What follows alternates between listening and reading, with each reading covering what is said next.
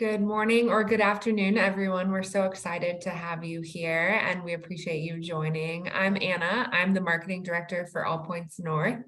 We are a mind-body health company with a residential facility in Colorado, in Edwards, Colorado.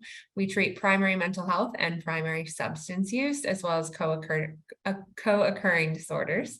And then we are also opening locations in Malibu, in Boulder, in Florida, and in London and Dallas to be able to do deep TMS, which we're really excited about, as well as some detox assessments, things like that. So if you haven't connected with us, please do. You can find me on LinkedIn or shoot me an email. We're so excited to have Nidhi here. We have worked with Nidhi before for a speaker series in the past, and it's always been a real joy to be able to work with her and even be associated with her work. Nidhi and All Points North are both very passionate about trauma-informed care and the importance of trauma in any sort of treatment, because what you've experienced in your past certainly impacts how you're doing today, even though you don't realize it all the time. So really excited to dive deeper into that with Nidhi today. Nidhi is a licensed clinical social worker, and she's a mental health speaker specializing in trauma. She is EMDR, Internationally Association Approved Consultant, and a training facilitator for EMDR. So she teaches it as well. And we're so excited to have her today. So excited to have you as well. Just a heads up, Nidhi is going to give this presentation and she'll do some polls throughout. So we really, really encourage you to participate in those polls to get the most out of this session. You're also welcome to hop in the chat and throw in questions or chat with your other participants. Send me a message if you have a question. Nidhi will be doing a Q&A with me at the end, so I'll go ahead and facilitate that. So you can put any questions in the Q&A box, or you can just stick it in the chat, depending on if you want it to be private or not. And then we'll hit as many of those as we can at the end. We are working to make this a 1.5 CEU session, so we'll try to go for about an hour and a half. From there, Nidhi, we're so happy to have you. I'm going to go ahead and pass it off to you. Amazing. Thank you so much, Anna, for having me again this year as part of the APN speaker series. And I'm so excited to be joined by clinicians and survivors of trauma so that we can better understand how trauma impacts the brain and body and how we can approach treatment from a trauma-informed standpoint. So when I first started in my, let me see if I can get my slide going. There we go. When I first started as a clinician, I remembered really early on thinking that trauma was going to be my specialization. I saw how trauma was showing up in so many of my clients' lives and that they were deeply affected by the ripple effects of the initial incident of trauma. And so I remember being in graduate school, reading all of these textbooks. And I came away believing that trauma were like the pictures that you're seeing right here. All of the textbooks talked about what are called big T traumas, the idea that there's these tectonic plate shifting moments in our lives where it's a before and after, and your life totally changes from one moment to the next. And so as I did my practicum, I worked in a sexual assault resource agency where I provided trauma-informed treatment to kids, adolescents, and adults who were survivors. I was looking for these big T traumas. I remember asking questions in my initial intake about, well, did you have a moment in your life where you felt like everything changed for you? And often my clients did have those experiences. They had things like the car accident. Some of them were veterans who were deployed and served in combat and came back with PTSD. And I thought that people that survived Hurricane Katrina, some of those individuals I got to see in my practice too. Individuals that were refugees from countries like Afghanistan and Iraq. So these were the big T traumas that I was searching for. But what I didn't realize at that stage in my practice that I learned and gleaned along the way is that trauma is so much more than just the big T's. Now, that doesn't mean that the big T traumas aren't traumatic, but it means that sometimes it's death by 1,000 cuts. It's the idea that we have a multitude of traumas that occur across the lifespan that create a cumulative effect that impacts our development, It affects our relationships. It affects the way that we view ourselves and view other people. So in my practice, over these 10 years of me being a trauma clinician, I realized that trauma isn't just the car accident, the deployment, or the natural disaster. In fact, trauma is actually what's in these pictures as well. I found that with many of my clients, they had a parent that was really scorning of them, angered very quickly. And for them at age 5, that was incredibly traumatic because the very person that was supposed to be caring for them, that was supposed to be nurturing them, was the person that they feared the most. It was also the experiences of my clients that felt like they were caught in the middle of their parents' divorce. That often at age 7, they came away believing that it was my fault that my parents separated and divorced. If I had only been a better kid, if only I'd cleaned my room when my mom and dad asked me to do it, if only I hadn't talked back to them when I was a teenager, maybe, just maybe, they would have stayed together. And so for them, this experience of being caught between two sides, it affected them relationally, and they experienced it as traumatic. And then as I started to work more and more with people of color in my practice, because that's so important, I think, especially for me, coming from a culture as an Indian American, mental health was not something that we ever discussed in my family. And I actually am a survivor of trauma myself. When I was growing up, I grew up in a 9/11 era, where before 9/11, I was treated well by my peers. But then once that tragic day occurred, I experienced bullying. I experienced microaggressions and macroaggressions in school, and then that translated also to the workplace. So trauma can also be what you see in this picture: the microaggressions from a boss or from colleagues, systemic racism. These are the experiences that we have to consider when we're doing an analysis and that initial history taking of our clients' past, present, and future. So I share all of this to say that we need to reframe and restate the way that we view trauma, that we shouldn't look at trauma as just big T or little t, which, by the way, some of my clients have actually felt minimizing of their trauma because they were labeling it as a little t trauma. You see, for clients whose entire coping mechanism to survive has been to minimize their experiences, inadvertently, when we label it as big T versus little t, it draws a comparison about pain. And so I started to move away from this rhetoric and from framing it in this way, because clients need to see that no matter what your experience is, no matter how big or little it may be, it affected you just the same. And it's those reverberations that we really need to be attending to as clinicians and as survivors. So how can we view this differently? Well, much of the research is now showing that trauma is anything that surpasses the nervous system's capacity to cope. Anything that surpasses the nervous system's capacity to cope. So that means that, yes, bullying. For adults who have gone through a contentious divorce, that can be traumatic. Going through an abusive relationship or a breakup, losing your job. All of these are traumatic experiences. So when we're doing that initial assessment of our clinicians, we've got to take this into consideration.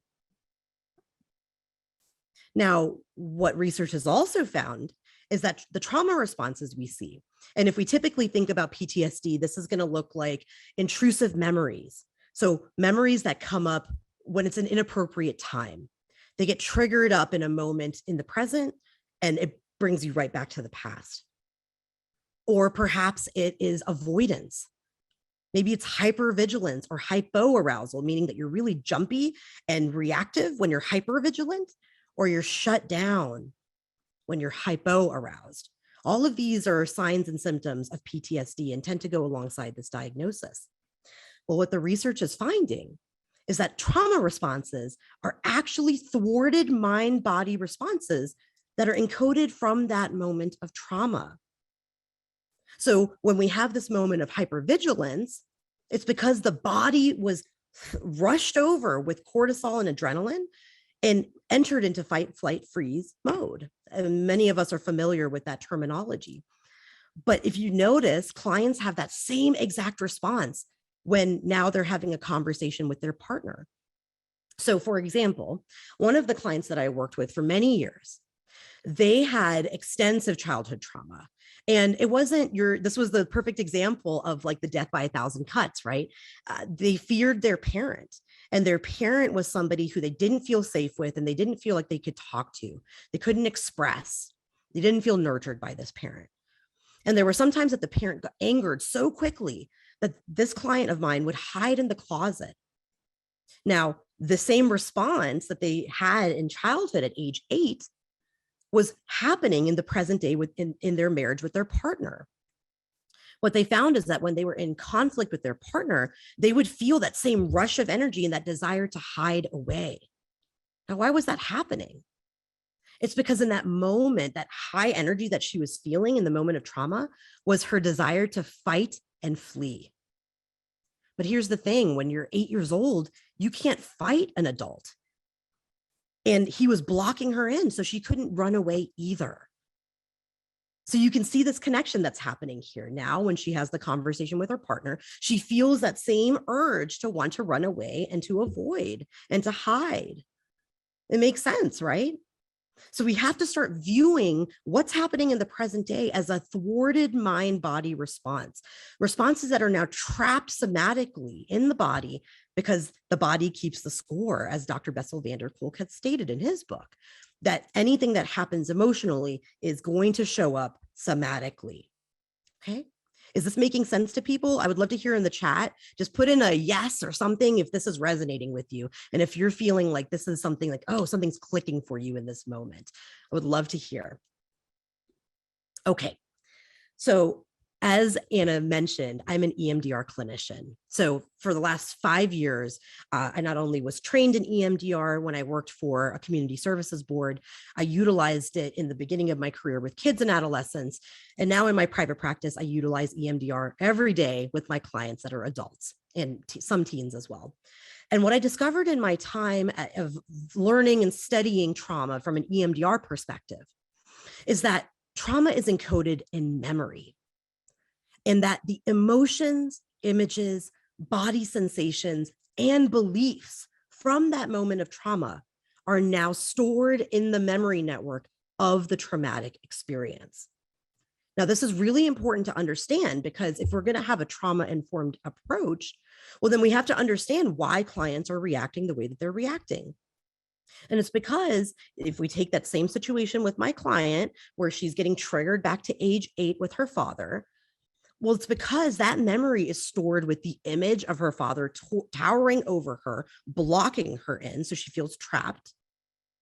The emotions of fear and anxiety and terror are encoded in that memory. The body sensation of that rush of energy, she would call it the energized feeling. It was like a very high energy feeling for her. And then the belief that it's my fault. I'm responsible. Now, even though they're in their 40s, they still are believing all these years later that they were responsible for what happened as a child. And you can only imagine how heavy that is to carry the weight of that responsibility that logically they know, rationally they know is not true. Like they have kids. They would never hold their kid accountable if they got angry. They know it's an adult's responsibility to manage their own responses. So rationally, they know this, yet in their body, they don't believe it. There's a part of them that feels like that's not true. It is my fault. I should have done more. And that's because in this moment, in the present, all of the emotions, images, body sensations, and belief that's encoded in that memory get triggered up. So this is critical to understand. And we're constantly making past-present connections. So the brain is associative. And if we think about memory networks as what's shown here in this picture, all interconnected, then what's happening here and now is connected to multiple other experiences. So for this client who has difficulties now expressing themselves in the present day to their partner, they get fearful, they want to run away. Well, that's connected to age 8 with their father when they're hid in the closet. It's also connected to age 13 when their parents got divorced and they felt responsible. It's also connected to age 18 when they were in college and they had a non-consensual experience and they felt like that was their fault. It's connected to age 20, right? You see where I'm going with this. This experience is connected to all these other experiences. And what happens when the brain is associative is we make an instantaneous connection. Within seconds, we're thrown back into trauma time. And so we have to look at past, present connections. And this is a shift. This was a major shift for me in the way that I approached my work with clients. Because what happens so often is we don't realize that trauma forms the lenses through which clients view the world. And I thought that by dealing from a solution-focused standpoint, which there's nothing wrong with helping people in the present day, but I found that that change that was happening was a bit short-lived with my clients. Because before I knew it, after we had imagined what a future would look like, how they would want to respond differently, well, the next time that they got triggered, it was right back into that trauma response, right? And that's because those associations were coming up really quickly. And so I had to kind of shift the way that I was viewing treatment with my clients. Instead of being present day focused, I really needed to shift my focus to better understand why. How are the traumas that my clients have experienced? How are they forming the lenses through which they view the world? And how can I take their lenses and put them on so I can better understand their case presentation? Now, if you're a survivor yourself, you can do this introspection too, where you look at how have these past experiences of mine shaped how I view myself in the context of the world, in the context of my relationships with others, in the context of what I can and cannot achieve. You see, so this becomes the lenses, the glasses. And one of the most important things that I learned in my training as an EMDR clinician is that, yes, we have all of these symptoms that are happening, but at the core of it is a shift in the belief of who our clients are. Who they are as a person changes as a result of trauma, and how clients view themselves in the context of the world shifts as well. So let me give you an example of this. Many of my clients have gone through their lives thinking that they're responsible for taking care of other people's feelings, that it's their responsibility to manage their parents' feelings, their partner's feelings, their boss's feelings, their friends' feelings. And as a result, they abandon their own needs. They abandon everything that is important to them. Now, why would this be the case? It's because we have to look at how these clients got their needs met, how people got their needs met. Earlier in their lives, they were praised for being the caretaker, for being the responsible one. So many of my clients were called the perfect child. And that meant that they hid, they didn't express anything. They flew under the radar because they were afraid of asking for what they needed. And so as a result, as an adult, they view themselves as not important.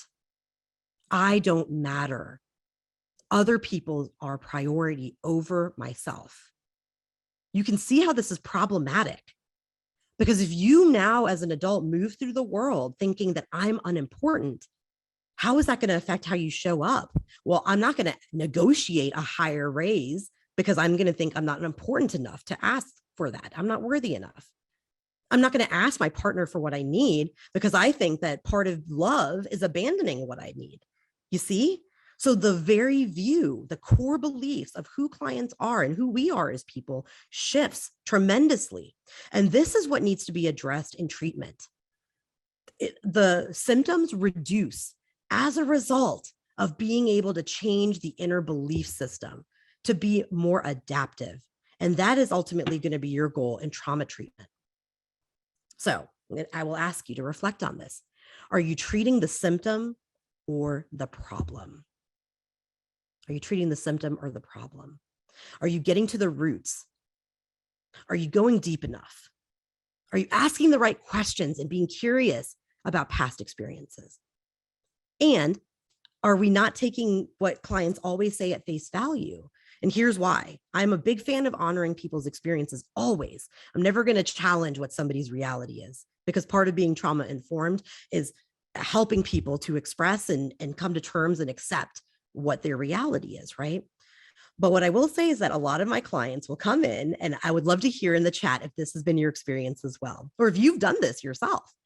I know I've done it, where I'll talk about my past and I'll be like, oh, it wasn't a big deal. Like, I had a great childhood. Everything was just fine. Like, I got good grades. I had all my needs met. I had a roof over my head. I had food on the table. I never had to worry about being homeless. I had friends. I had social connections. My childhood was good. But I don't know any person, even with all of us here in the audience, I know I can acknowledge it. None of us had a perfect childhood. So we have to dig a little deeper.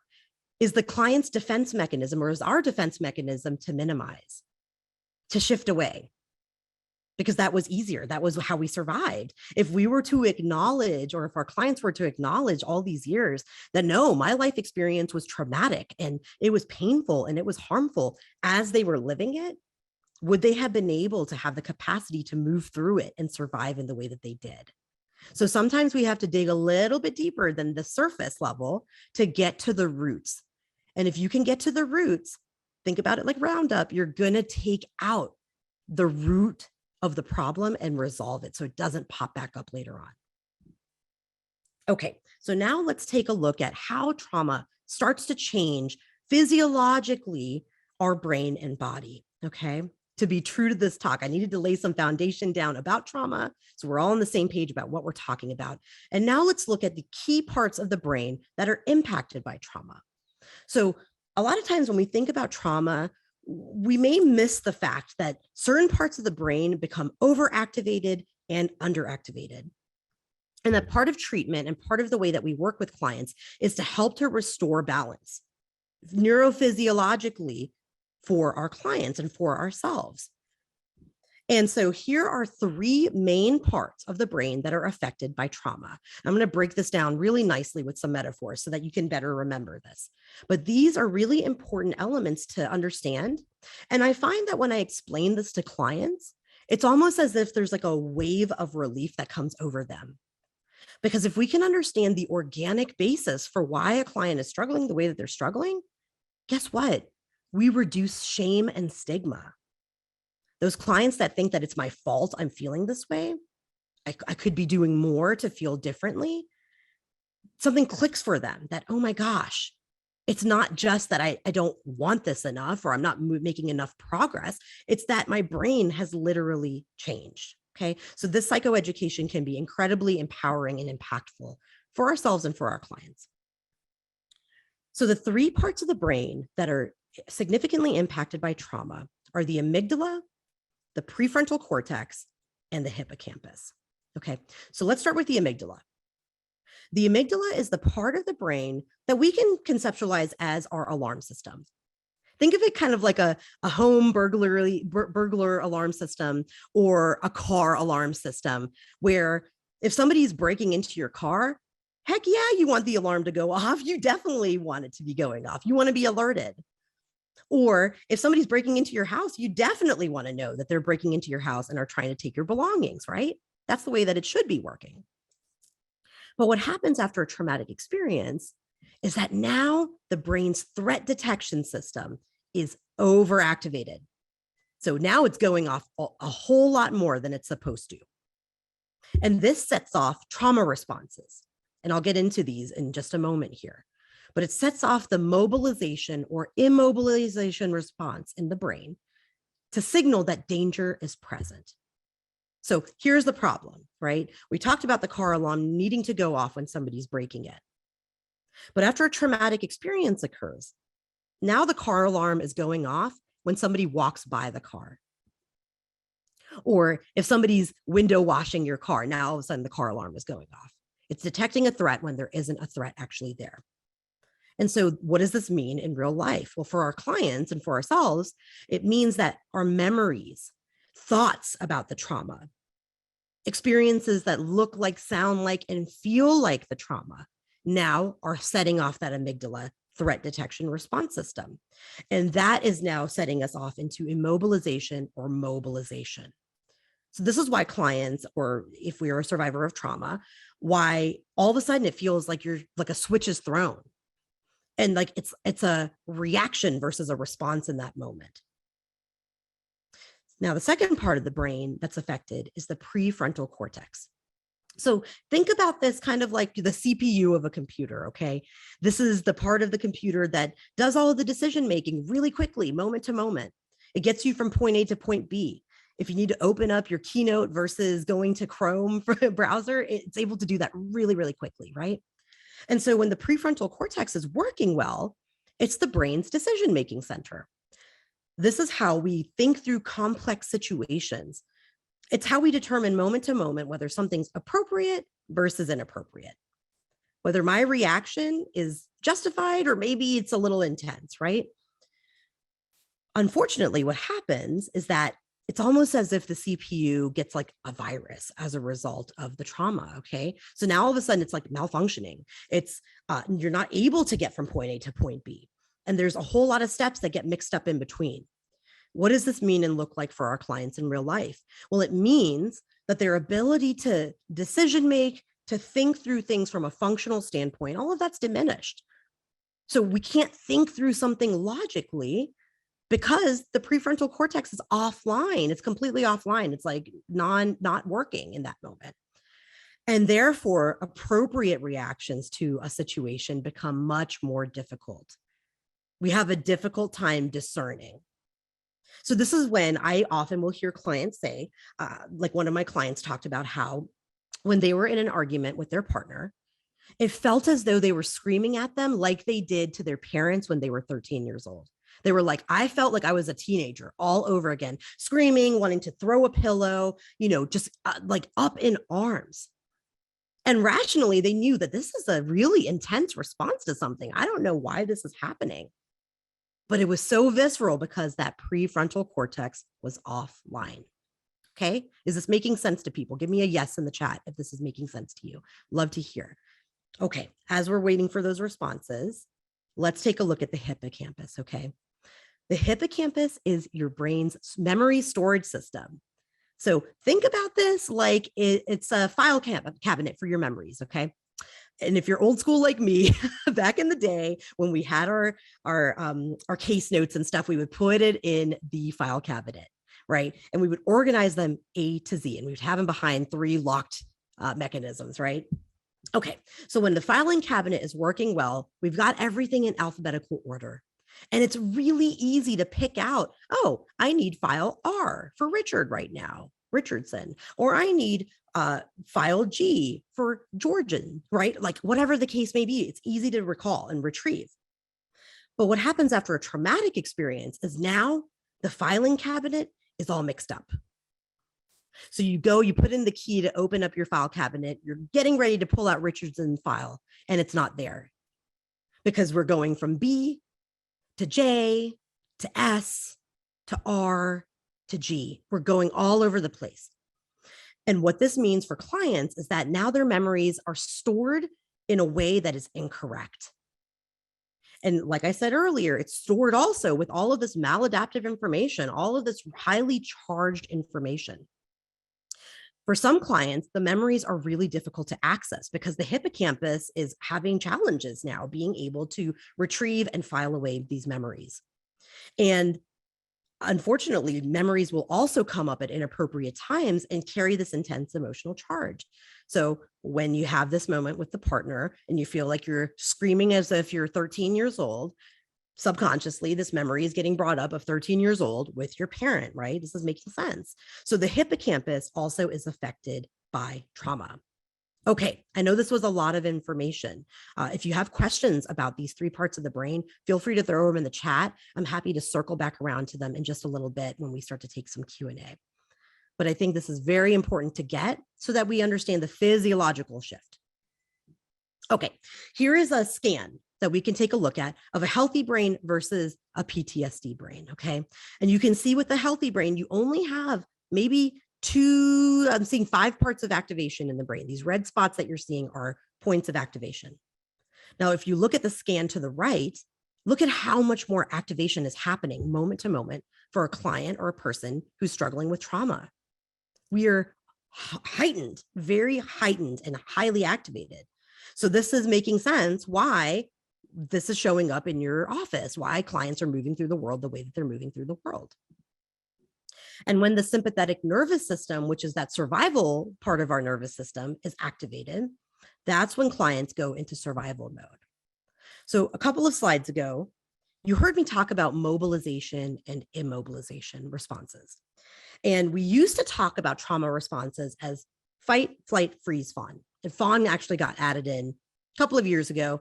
For those of you who may not be familiar with fawn, it's the idea that we people please and abandon our needs to get our needs met. Like what I was describing earlier with the client who felt like she was praised all the time when she abandoned her own needs. That's a fawn response.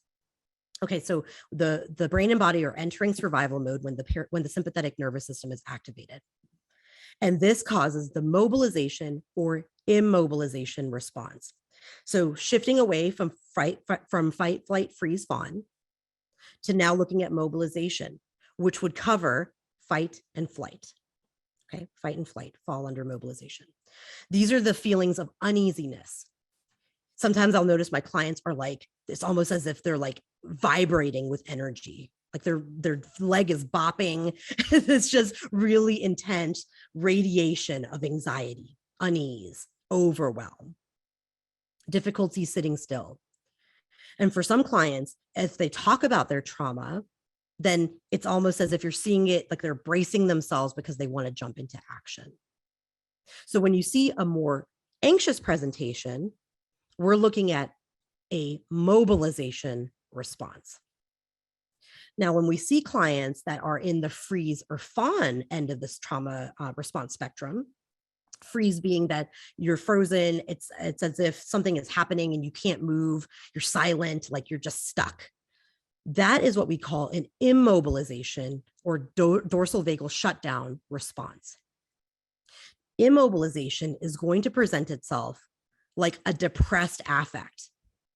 So I really want people that specialize in working with depression and individuals that are coping with major depressive disorder and mood disorders, really think about this. Because if there's underlying trauma, then it could be that they are having an immobilization response that's just resonating after all this time, right? So this is going to look like feelings of being out of control, helplessness, a feeling of complete disconnection. Dissociation is going to fall underneath this part of immobilization. And it's a shutdown response. So in session, it's the clients that say, I don't know. I don't know. I don't know.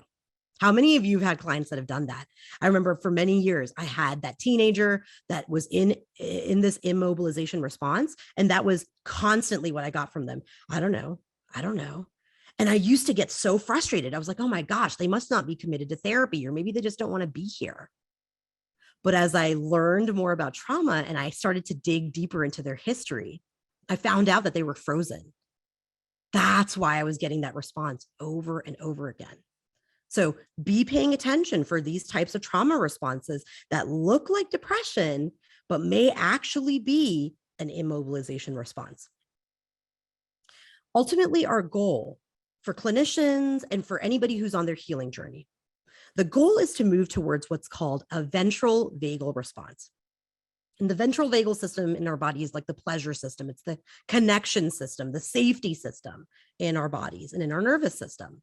And with the ventral vagal response, when we create safe therapeutic relationships with our clients, when we have family and friends and loved ones that we're connected to, when we feel as though we're safe in the present moment, that's when the ventral vagal response is activated.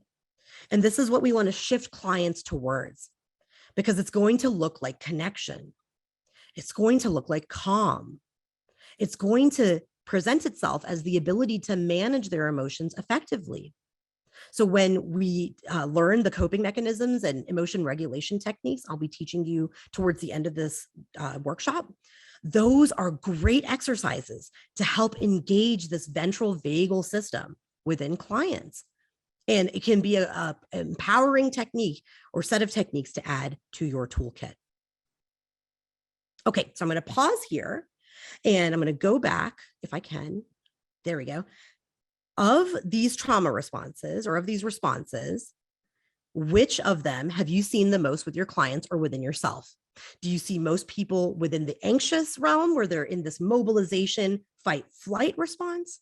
Do you tend to see people within immobilization, which is this shutdown, depressed, disconnected response? Or are most of your clients doing okay and they're connected, they're able to regulate their emotions effectively, they present as calm and relaxed? So you'll see that the poll just popped up on your screen. It's all anonymous. Go ahead and type in or click the response, and then we'll take a moment and we'll have a bit of a discussion. Be thinking about an example that you might have of a client that was presenting in any of these ways, and we'll just briefly share and talk about it. And then William, once the poll is ready, you just let me know.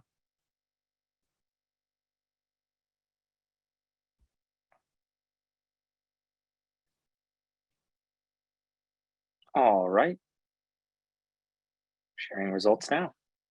Oh, wow, look at that. That is so interesting. Okay, so out of 79 responses, we had 44% who reported that their clients tend to experience a mobilization response, that anxiety, jump into action response. 52% said immobilization, so that shut down, depressed affect. And then 4%, which I'm not surprised about that, said it was a ventral vagal response. Okay, so I'm especially curious about those of you who have clients that are in the immobilization realm. I would love for one or two of you to come off of mute or raise your hand if possible. And William, if we're able to have a couple of people share, that would be great. If anybody's willing to do it. Otherwise, we can move forward. Sure thing. All right, so feel free to raise your hand. You can do that on Zoom there should be a raise hand function under more, I think. And do know that if you raise your hand, I will grant you the ability to share your screen if you would like to. Perfect. If not, then we can move on. No worries. Okay. All right. Well, I think that, probably the examples I gave were enough to carry us through. So let's move forward then. Okay. So we've talked about the changes in the brain. We've talked about the amygdala, the prefrontal cortex, and the hippocampus and how they're affected. But we also have to look at how the body is affected by trauma. And so as all of this over and under activation is happening in the brain, a couple of chemicals and hormones are being released. And these cause changes somatically in the way that our body processes things and in the health and well-being of our body. Now, the two main chemicals and hormones that are released are cortisol and adrenaline. Cortisol is a stress hormone that really causes inflammation. It puts us into that fight, flight, freeze, fawn mode, mobilization, immobilization. And then adrenaline is what we feel with that rush of energy that I was describing with that client earlier. That's an adrenaline dump that's happening within her system. So these somatic changes tend to have long-lasting effects. For the longest time, I had clients that were coming in and they were saying to me, Nidhi, I've been to every single doctor and specialist for my pain disorder, for my fibromyalgia, for my headaches, for my stomach aches, my digestive issues. And they cannot find anything wrong. They've run every test. They've done everything that they can, every scan, and they can't pinpoint it. Now, earlier in my career, I was like, wow, I don't know what's going on there. Like, what could be happening? But let me tell you, as I had much more of a trauma-focused lens, I discovered that a lot of their somatic symptoms were actually residual trauma responses and trauma stored in their body. So as an EMDR clinician, when we would reprocess the trauma, all of a sudden, these headaches and these stomach aches went away. And it was just mind-blowing to me. I was like, oh my gosh, all of these years that they went through thousands of dollars worth of treatment, and it was actually trauma that was stored in their body. So that's not always the case. I don't want to make it seem like every single, pain disorder or every single somatic symptom may be trauma related. But if you have clients that have a lot of trauma that have also alongside that symptoms that are unexplained, it's definitely worth a second look and a closer exploration. So here are some of the most common somatic symptoms that you may see in your practice, or you may notice within yourself as a survivor. Headaches. People tend to notice that when they think about trauma or get triggered, that it feels like their head is throbbing. Stomach aches. So a lot of my clients have reported that they feel nauseous, as if their stomach is in knots, like just really like doing loops in their stomach. Heart palpitations.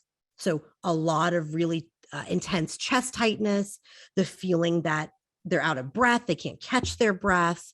All of that tended to be related to trauma. Inflammation. So what research has found is that when you have high levels of cortisol in your body long-term, it creates an inflammatory response within your body. And so a lot of my clients had high blood pressure, or, they struggled with, like I said, pain disorders, fibromyalgia, inflammatory disorders, autoimmune conditions that were actually the result of trauma. And then, of course, muscle tension. If you brace yourself all the time as if something bad's going to happen, or if you're slouching or trying to make yourself smaller because that's the way that you learn to move through the world as a result of your trauma, of course, you're going to have tension and knots in your back and in your legs and in your muscles overall. So these are all things to be looking out for and assessing in your history taking with clients and throughout the course of treatment as well. Harvard Medical School has done a number of research studies. And of course, we also know from the landmark Kaiser Permanente studies as well, that untreated trauma has a number of long-term physical repercussions, including the increased risk of heart attack, stroke, obesity, diabetes, and cancer. So this is why it's so critical that we're looking at resolving trauma, because unresolved trauma will affect all of these different systems within your body. Your endocrine system, your cardiovascular system, your adrenal system, all of these get impacted. Now, when before I got trained in EMDR, I was very much a cognitive behavioral therapist, and I love cognitive behavioral therapy. I think it can be super effective for a lot of different presenting concerns. But here's what I ran into, and I wonder if some of you can resonate and relate to this experience, or if you're a survivor of trauma that you've tried to do this and maybe the outcome was the same. But I would encourage my clients from a CBT perspective to sit there and do a thought log. Like, hey, let's notice what the antecedent to the behavior was. And then let's look at what your thought process was. So I would have my clients come in, they would tell me all about, like, Nidhi, oh my gosh, I had this experience where I was at work. My boss talked to me a type of way. I got criticism. And then I felt really triggered. I felt like I'm a failure. And then I shut down. Like, I just stopped hearing what they were saying. And I'd be like, oh, well, that makes sense. Like, I mean, you're getting triggered, and no wonder. So let's think about what was happening in that moment. And I would take out my thought log, sit down with them, and I would have them do this homework of what was the thought and what were the emotions and what did you notice? And then how could we reframe this thought? And what's the new thought now? And how does that change how you feel, right? Your typical CBT thought log. Well, here's what I discovered. A lot of my clients, they could not do the homework. They just couldn't do it. And they would come back to me and they would say, Nidhi, I tried to do this homework, this thought log, but I just went from 0 to 1,000 so quickly that I couldn't even tell what was happening. I don't know what I was thinking in that moment. It felt like I wasn't thinking about anything. And so week after week, I'd be like, okay, well, let's try it again. Here, maybe if I frame it this way, it'll be different. And time again, week after week, they would come back and the homework wasn't done. And eventually they would start to feel bad about it. They'd be like, oh my gosh, I know I'm failing at therapy. You're not failing at therapy. There's no failing at therapy. But that was feeding into their trauma narrative. This is feeding into the feeling of deficiency and defectiveness. And what I learned in the course of becoming a trauma expert was that the reason they couldn't think it through was because the somatic reaction was what was preceding the cognitive reaction. here I was telling them to think through something when in reality, it was the heart racing, it was the fist, it was the body tension, it was the stomach getting in knots. All of these were signs that long preceded that moment where they reacted and said something or thought something. And once I understood this, it changed my approach with trauma.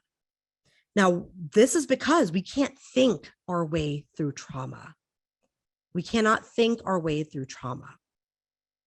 And remember, it's because that prefrontal cortex is offline, that critical thinking, decision-making center is boop, offline the minute that we're triggered.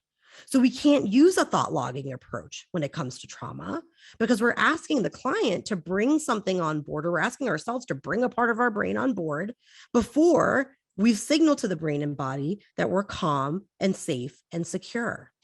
Is this making sense to people? Can't think our way through trauma. So instead, what we have to teach our clients and teach ourselves is that calm body equals calmer mind. We've got to start bringing the body back into treatment because the body is going to provide countless cues that often go missed and undetected when we're focusing on cognition only. So calm body equals calmer mind. And this is why I'm going to be emphasizing so many somatic-based techniques towards the end that you can apply, because this is going to be a major change in the way a lot of people work. So having talked about the somatic impact of trauma and having looked at now how this shows up in ourselves and in the clients that we're working with, what types of physical symptoms, particularly ones that have gone unexplained, have your clients or yourself experienced?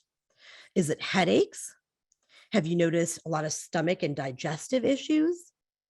Is it the chest tightness, the heart racing, the inflammation or pain disorder? Or would you say that it's all of the above, that you see all of these things at some different points with different clients? We'd love to hear so that we can get a sense of how the somatic element is now showing up in your work with your clients. So I'll pause there. And then William, you just let me know once the poll is completed. Sure thing. I'll give this just a few more seconds.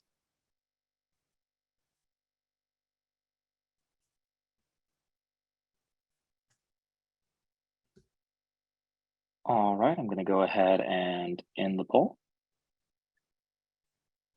Okay. Oh, wow. So we have a pretty even split here. All of the above. Okay, that doesn't surprise me at all. So out of 80 respondents, we have 48% who said all of the above, that headaches, stomach and digestive issues, heart racing, and inflammation and pain have showed up in their clients. The rest of the percentages are 31% for headaches, 45% for stomach digestive issues, which I was thinking that might actually be the front runner here. Heart racing, inflammation and pain are the next two in order. So the stomach digestive issues especially are important to pay attention to with your clients because their stomach and your gut is very much connected to your brain. And there's been a lot of research in recent years about this too, this gut-brain connection, and how being able to notice things that are happening within our digestive tract can actually be cues to what we're experiencing emotionally. So if you have a lot of clients that have stomach and digestive issues, see if one, they have past trauma, and two, see if some of those issues improve as you do the trauma work and give them some emotion regulation skills. Because often the stomach will produce more acid as a result of stress. And if our clients, or if we are perpetually under stress because of our past trauma that's unresolved, then it completely makes sense that the stomach issues are going to be at the forefront. So really appreciate everybody's responses there. Thank you for that, William. Okay. Let me see how I can exit the chat. Give me 1 second. Okay. All right. So now let's take a look at some of these skills. Okay. We're going to shift gears now. So I just want to preface this section with letting everybody know that in my experience as somebody who's gone through extensive, like thousands of hours of EMDR training, it's all experiential. And I find that the best way that we learn as clinicians and the best way that we learn as survivors is to try and practice techniques firsthand. So I will be guiding you all through these exercises so that you can experience what it's like from your own standpoint to move through some of these emotion regulation techniques. Okay. And then as you practice them, it'll become easier to teach them to your clients. You'll be able to answer their questions, and you may even be able to share, if appropriate, your own experiences with them. Okay, so one of the most interesting things that I learned about the way that we orient in moments of safety and lack of safety is that we tend to feel unsafe when we haven't taken a moment to utilize our eyes, ears, and neck. And this is because that's where the orienting response of the brain is connected to. It's connected to us looking around, seeing in our visual sphere that everything is okay and that I'm safe now, and hearing that there's nothing threatening in my presence. So the orienting response being in the eyes, ears, and neck, here's an exercise that you can utilize. What I'm going to ask each of you to do right now is to just take a moment to scan your surroundings. Just turn your neck and take note of any colors that you notice or any objects that are in your sphere of vision. Especially paying attention to, like, I have a lot of gray in my background. So I'm taking a moment right now to look around at all of the gray. I've got some paintings that are gray. My walls are gray. I've got a pillow over there that's gray, right? You do the same thing. And then take a moment, and I'm going to get real quiet and see not only what you can hear in your presence, like in your current location, but especially see if you can hear outside of your auditory sphere. So if you're sitting near a window, can you hear the birds chirping? Or can you hear cars passing by? Or do you hear the murmur of somebody outside having a conversation? So I'm going to get quiet and let's take a second and see what we can hear.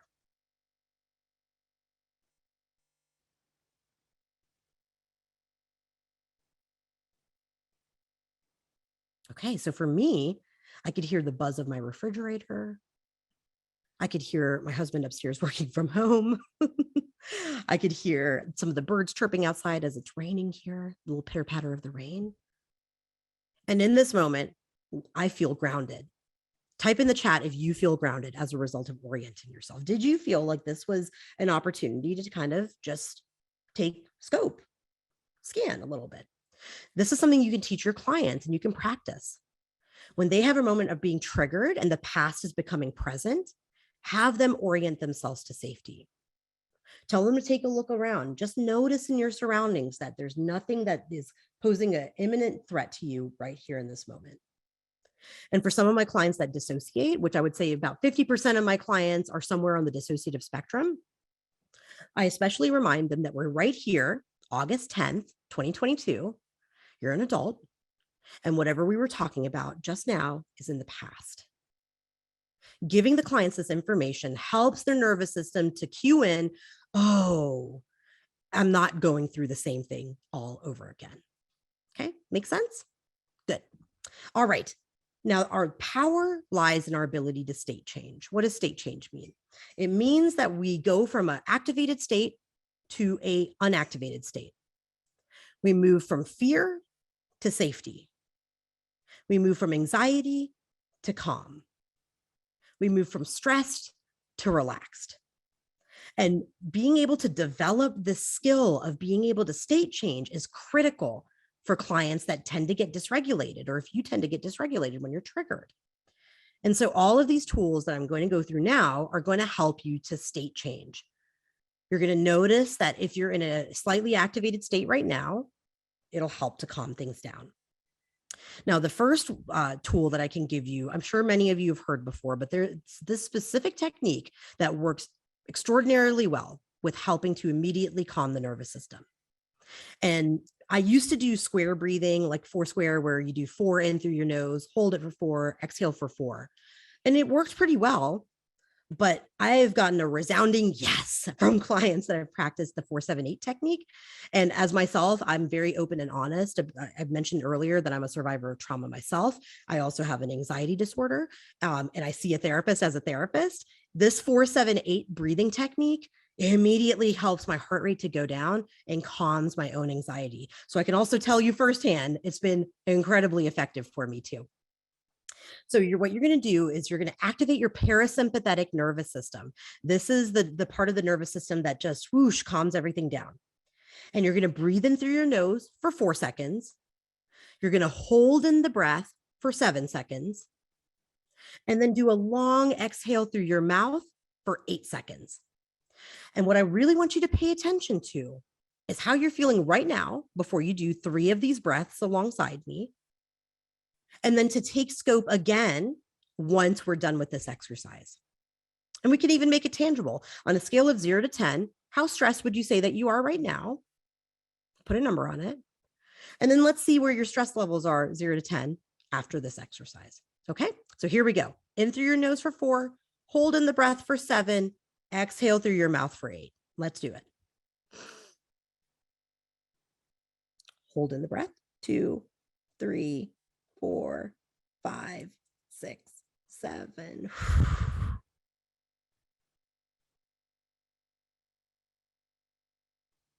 Good. Again. Hold it. 2, 3, 4, 5, 6, 7.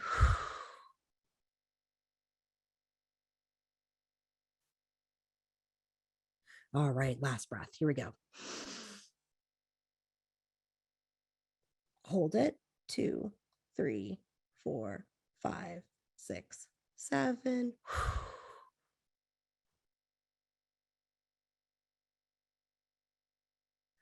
So just take a moment and just observe your own internal experience. Observe if your heart rate shifted, if it slowed down, if you feel like you can think a little bit more clearly because you got a little bit more oxygen. Does your chest feel a little bit more expansive? Just observing any physical shifts that have occurred, okay?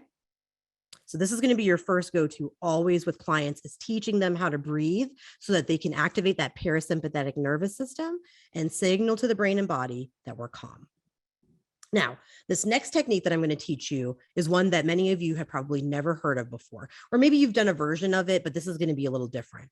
This is actually an EMDR resourcing technique, which really just means preparation skills to do the reprocessing work using EMDR.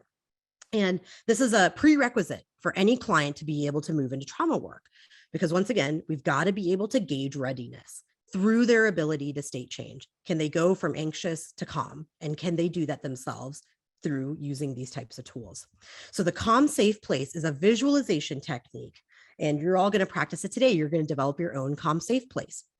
If you feel comfortable, take a moment to visualize a place that's either real or imagined.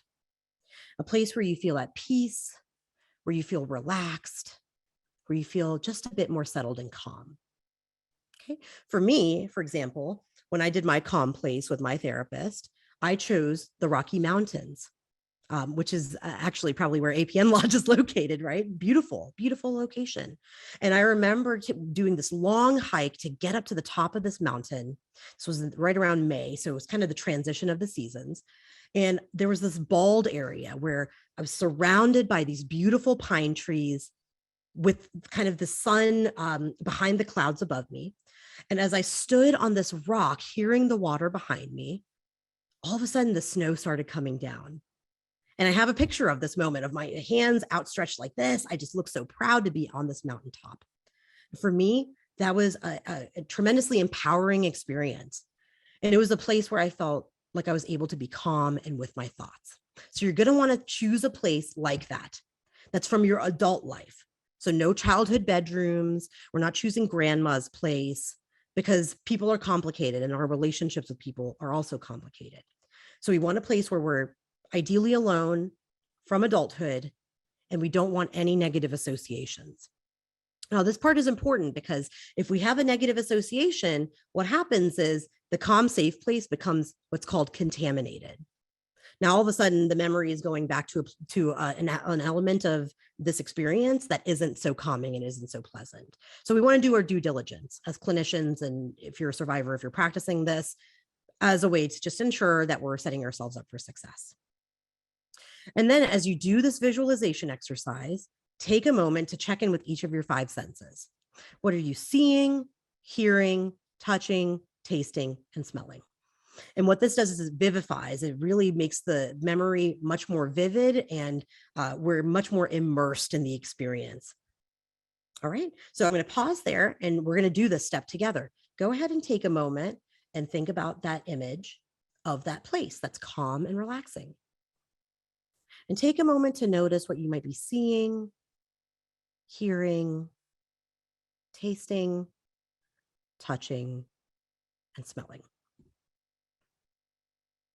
And as you're leaning in to this experience, notice what positive emotions are coming up for you now. Is it that you feel more at peace? Do you feel relaxed? Do you feel expansive, curious? So just observing what positive emotions are tied to that experience. And notice where you're feeling those positive emotions in your body. So is it that your shoulders are more back and less tense? Maybe your hands were clenched before and now they're not. Perhaps you're smiling and you notice that. Just observing wherever it's showing up in your body. And now what we're going to do is we're going to strengthen this using what's called the butterfly hug. So this is a simple technique where you're going to cross your thumbs just like this. You're going to place your fingertips right above your collarbone. And then we're going to do some slow taps, and I'll give you the cadence, okay? All right, so take a moment, bring yourself back to that image, noticing all of the 5 senses, observing what positive emotions you're experiencing and where you feel them in your body. And then once you're ready, you're going to tap left, right at the pace that I give you. Here we go. Left, right, left, right, left, right, left, right, left, right, left, right. Okay, let's pause there. Take note of your experience. Just observe how it felt for you to really immerse yourself in that. And the reason why we add in these butterfly hugs is it helps to strengthen that memory network so that it's easily accessible when the time comes, when you're activated and you need to use it. Now, the next step of this process is going to be choosing a cue word. So you're going to choose a word that is easily memorable and that reminds you of this place. So for me, with my calm, safe place in the Rocky Mountains, I chose the word Rockies. You might choose the word beach, or travel, or calm, or peace, or whatever the case may be. It doesn't matter. Short phrase or one word. And now what I'm going to ask you to do is to do what we just did. Bring up this image, notice the positive feelings, notice the positive body sensations. And as you're doing the taps, as we just did, over top in your head, repeating that cue word. So it would be like Rockies. In my head, I'd be saying that. And what we're doing is we're building a connection between the cue word and all of the positive visuals and positive emotions and positive body sensations. Okay, so now let's do it. Let's do it together. Bring up this image of this calm, safe place that you've chosen. Notice the feelings that are positive. Notice where you feel those feelings in your body, touch into them, and just observe that relaxation shift that occurs. And then when you're ready, let's go ahead and get the butterfly hug ready to go. And over top, repeat that cue word in your head while holding all this together. And I'll give you the cadence. Here we go. Left, right, left, right, left, right, left, right, left, right, left, right, left, right. Okay, so now observe how that feels to you. Did you feel like you were able to hold all of that together? This is how I'd be saying it to a client. Did you feel like you were able to do that? Yes. Okay, great. So now what we're going to do is we're going to take away the tapping, and I'm going to ask you to say your cue word, whatever it was that you chose in the audience, and see if you can bring yourself right back to that place that was your calm, safe place. Okay. So just repeat that word in your head a couple of times, and let's see if that connection has been strengthened and is nice and solidified in there. I'll give you a moment to do that.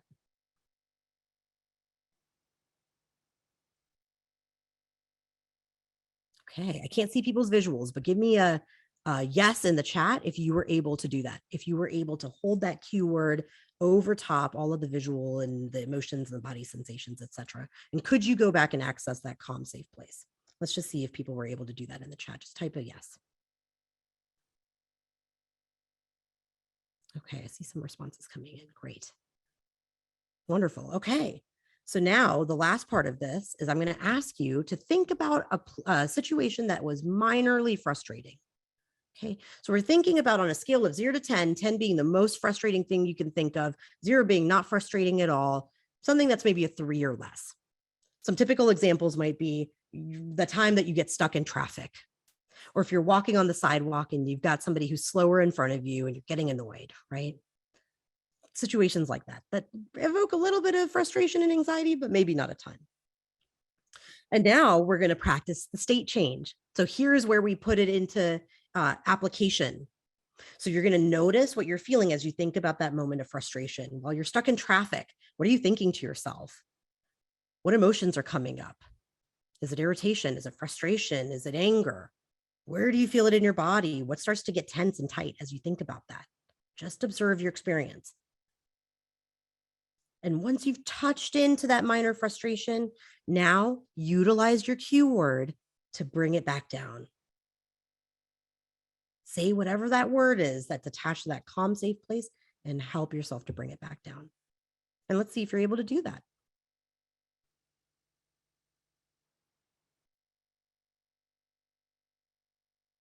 Okay, how did it go?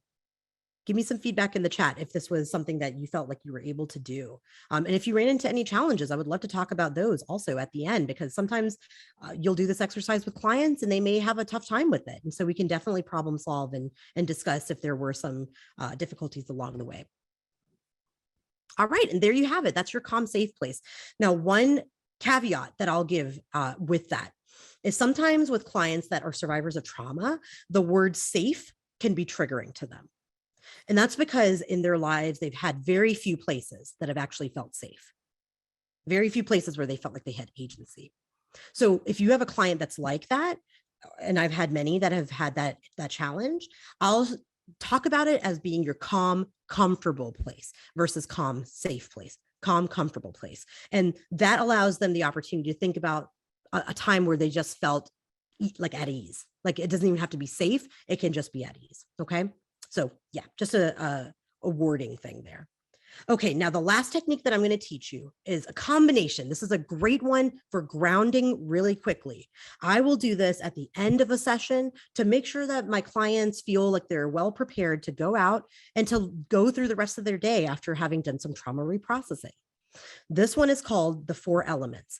It was created by Dr. Elon Shapiro. He's a well-known clinician within the EMDR community. And you're going to notice it combines a couple of different grounding techniques.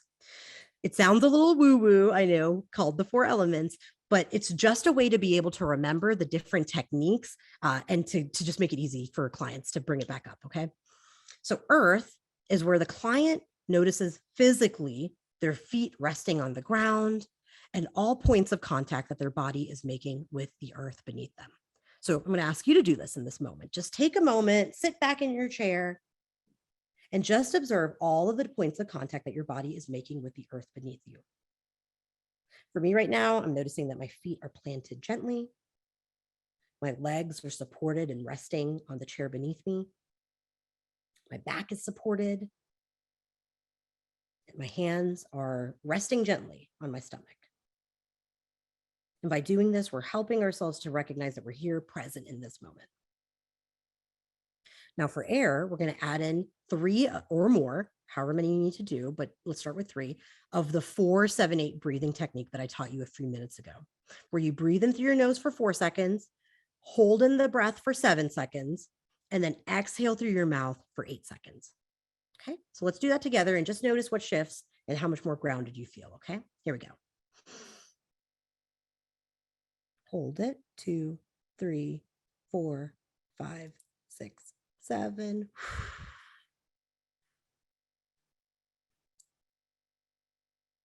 Good. Again. Hold. 2, 3, 4, 5, 6, 7.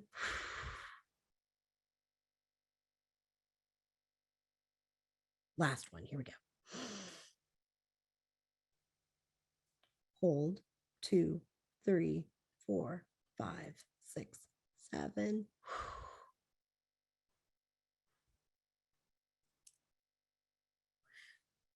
Just observe, just to notice the change that happened somatically in your body. Once again, observing if your heart rate slowed down, if your posture changed, if you just feel like you can think a little bit more clearly, just touching into that experience.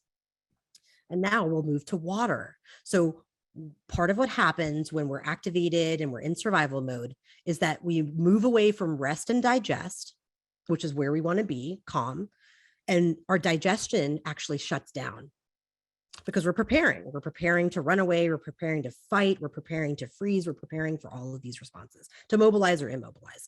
And so you'll notice that your mouth gets dry and your clients' mouths get dry when they're triggered. And so for water, what we're going to do is we're going to take a sip of water and we're going to swish it around our mouths, just observing if it's cool or warm, just observing how it feels to gulp it and go down our throat into our esophagus. And if you don't have water, or if your client doesn't have water, no worries, to observe the fact that we have the capability to create saliva. And the way that you can do this is by imagining biting into a lemon, biting into a warhead or a lemon head, Sour Patch Kid, anything that's sour. If you really think about that and what it tastes like, it'll start to create saliva for you. So just take a second, swish that water, create that saliva, and observe how your nervous system is starting to shift.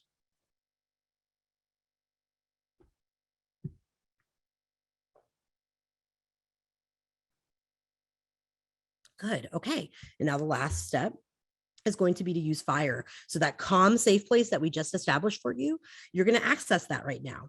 So take a second to evoke that calm, comfortable place through imagery, immersing yourself, using that cue word to take you right back there, and allow yourself to feel into the positive emotions, the positive body sensations, and the good experience that came from that calm, comfortable place. I'll give you just a moment to do that.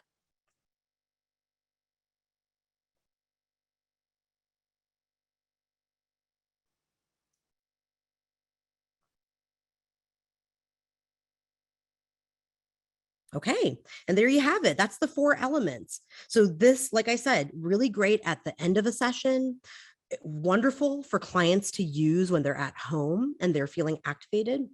I have clients do this if they have social anxiety or anxiety before driving or whatever the case may be. They practice this and they feel like they have so much more agency over their emotions. So it's quite powerful. Okay, now here's one last caveat. Okay, all of these techniques that I gave you are great for people that are in what's that mobilization response. So that high activated, hyper aroused, anxiety driven response, because we're wanting to calm down the nervous system. But you might be thinking, well, what if I've got the clients that are depressed, that are already really low? They don't really need to calm down. What they actually need is to be activated. They're hypo aroused, meaning that they're still out of the window of tolerance. They're under aroused. And so what we want to do for those clients that are shut down, depressed, we want to incorporate movement. Okay. Movement helps to connect the mind and body again. It stops dissociation in its tracks. It brings people back to center. And so we want to incorporate movement. And movement can look like a myriad of things. I've had lots of clients that when my clients that are dissociating start to dissociate, I'll tell them to take a moment and just stretch. Be like, just go like this. Why don't we pull this arm back? Go like that, right? Pull across. And they feel much more grounded and in their body, okay? For some clients, I'll have them stand up and I'll have them just march in place. I know that sounds really silly, but it once again is bringing them back in their bodies. For some clients, they clap. They'll do something like this or, kind of make like a rhythm out of it. And once again, it's helping to be able to ground. You're bringing yourself back into the body. Gently rubbing your arms and your hands. You could do something like this where you're wringing your hands. But a lot of people really love the rub on their hands, just softly rubbing their hands, because it once again helps to bring back into the body. And then the last one is finger touches. So going like this, right? Just observing how it feels to be back in the body. So you see, these are all really easy techniques that you can utilize with your clients. If you're a survivor, you can do it in your car, in the middle of a conversation. If you have a tough meeting with a boss underneath the table, you can do some of these techniques and it'll help you to be present. Okay. All right. So let's wrap up with our last poll. I would love to hear from each of y'all. Which of these techniques could you envision yourself utilizing in session? I always like to provide tangible takeaways so that tomorrow, as you're working with clients or as you're moving through the world as a survivor, you're able to practice some of these tools. So I would love to hear, could you see yourself using the 4-7-8 breathing, the calm safe place or calm comfortable place, the 4 elements, or all of the above? I'll pause for a second and then William, you just let me know. Sure thing. Gonna let the poll run for just a few seconds.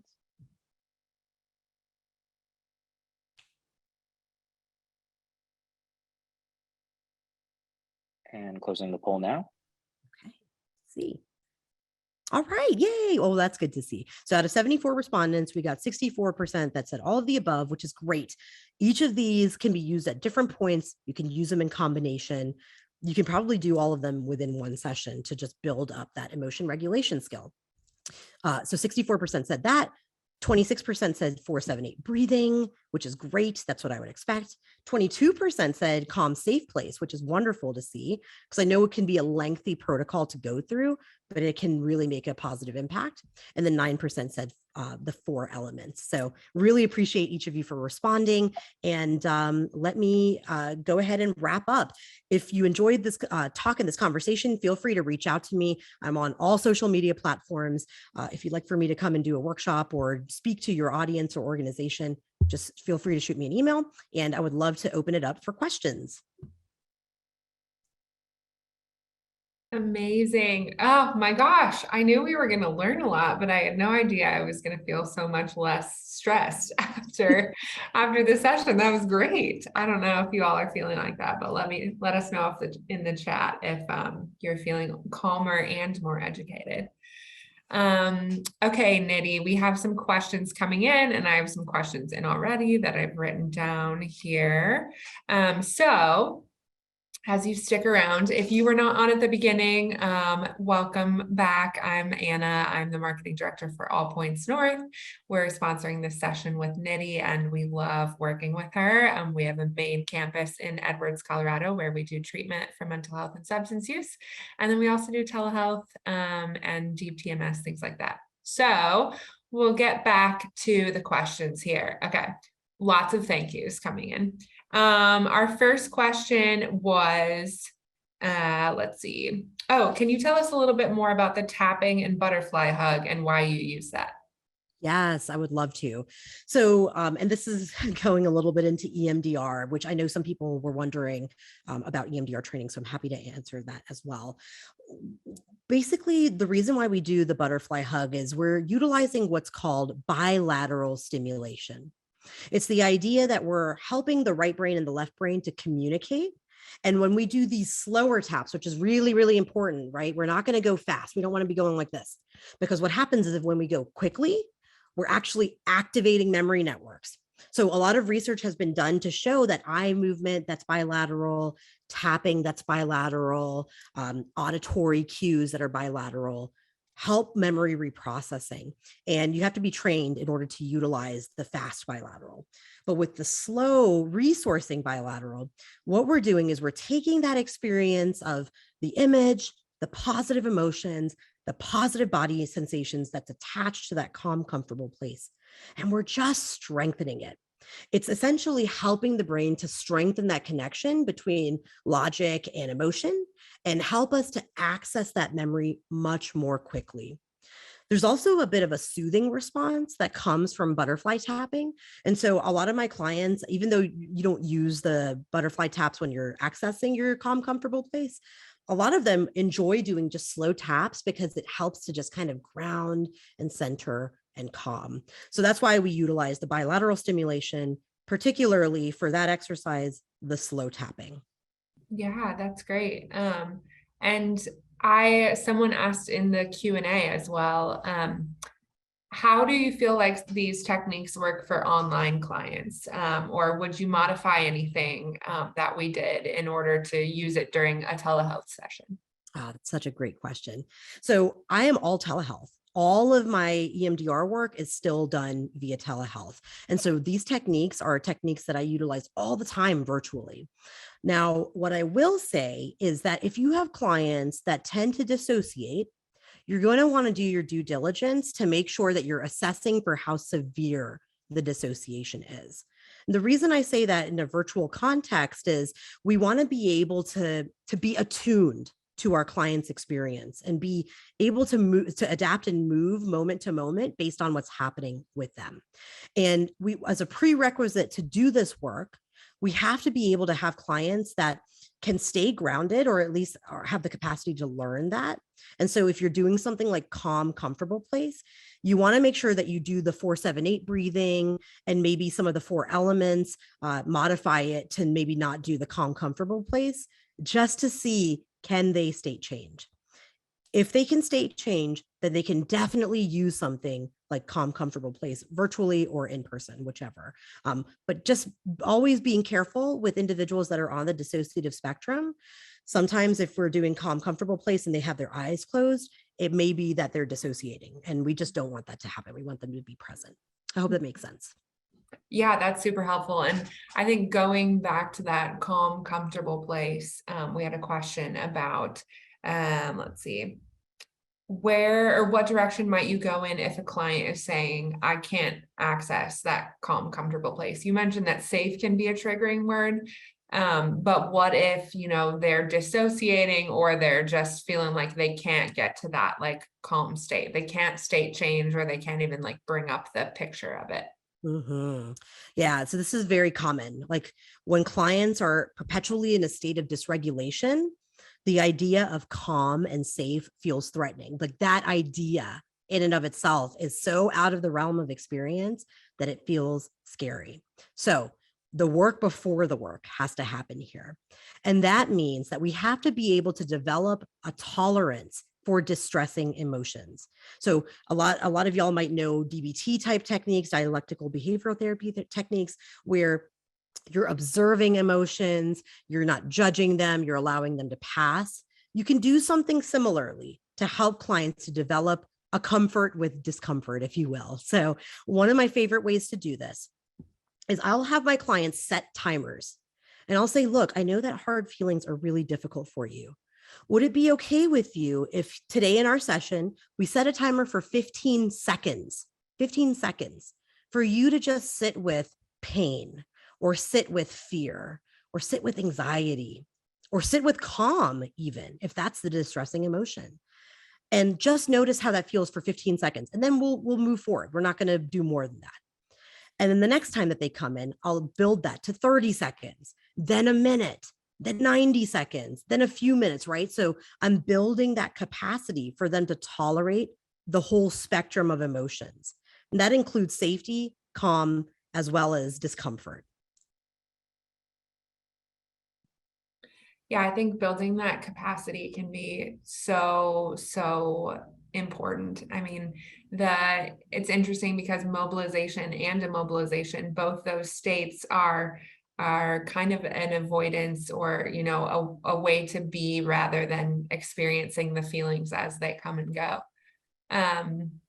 So on that question, we have a question: what about clients that show both mobilization and immobilization at times? How do you kind of navigate what tools to give them, how to help them identify what state they're in, things like that?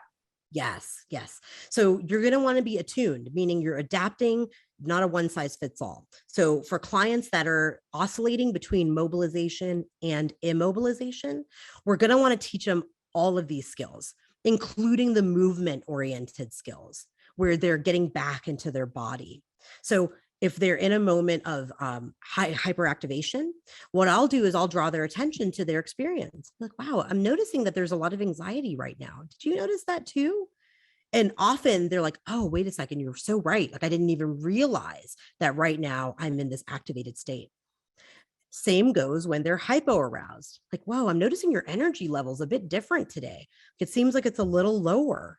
Are you noticing that too? So I'll frame it as a curiosity versus we don't want clients to feel judged. We don't want ourselves to feel judged either. So we just phrase it from that place of curiosity to be able to help them to start to connect with their internal experience. And this is what's called interoception. It's the idea that we're able to really pay attention and connect versus disconnect and avoid. And as you do that and make these types of connections and help the client to see them in session, then on their own, eventually they'll be able to do it themselves. And so it's just building that capacity as well. Yeah, super great. I mean, I usually chat more after the question, but you answer it so well that I just move on to the next one.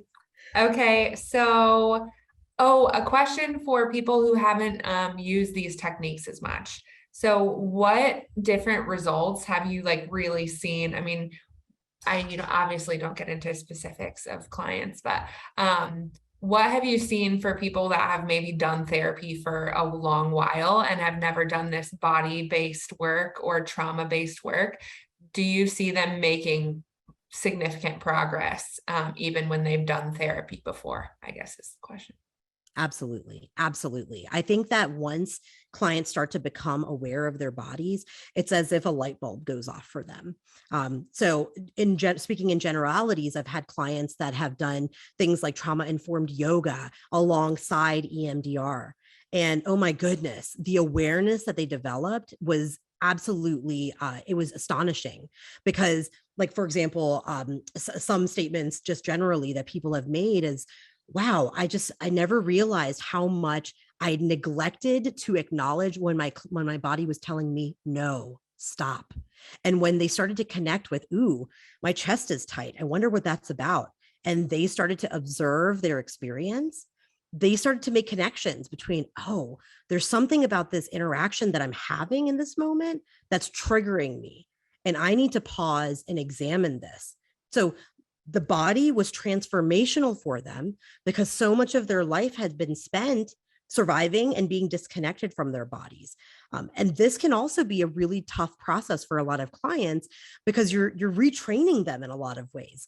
And for so many clients, because of their trauma, particularly if they had abuse that was physical or sexual, their body can feel like a really unsafe place, a place where they don't have agency and control. And so for those clients, these types of techniques help them to feel so much more empowered and as though they weren't helpless in that moment of disconnection or being triggered. There was something that they could do about it. And that was huge for them, especially coming from a place where they really felt like they were never going to be able to move past this trauma.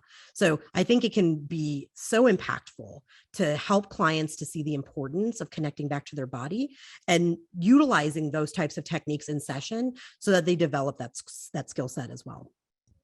That's such a great point. I didn't even think about the empowerment piece, kind of as they're doing all these things. Obviously, the grounding or counteracting whatever state immobilization or mobilization is built in, but the empowerment of being able to feel like kind of, for the first time in a long time or the first time ever, when they're encountering a trigger, they're able to notice what's going on for them and kind of take some control instead of just be pushed and pulled by it.